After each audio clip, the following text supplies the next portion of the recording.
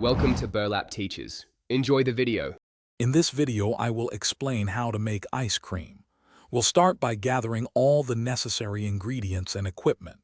Then, I'll guide you through preparing your ice cream base, emphasizing the importance of proper chilling. This initial step sets the stage for delicious, creamy results. Get ready to churn your way to a delightful homemade treat. Now let's prepare that delicious ice cream base. Combine your heavy cream, whole milk, and sugar in a saucepan. Gently heat this mixture, stirring until all the sugar completely dissolves. Do not boil it. Once dissolved, remove from heat and let it cool. Then, chill the base thoroughly in the refrigerator for at least 4 hours or even overnight for the best results. Hey everyone, quick recommendation.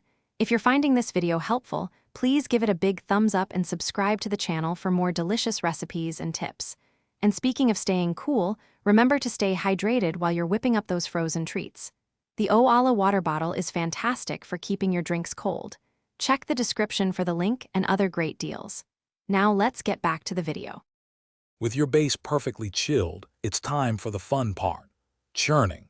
Pour the mixture into your pre-frozen ice cream maker bowl. Let the machine work its magic, churning for about 20 to 30 minutes until it reaches a soft serve consistency.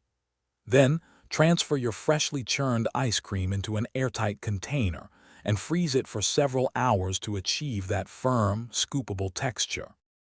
Now for some creative fun. You can easily customize your ice cream with endless flavor variations. Try adding vanilla extract, fresh fruit purees, chocolate chips, or even crushed cookies during the last 5 minutes of churning.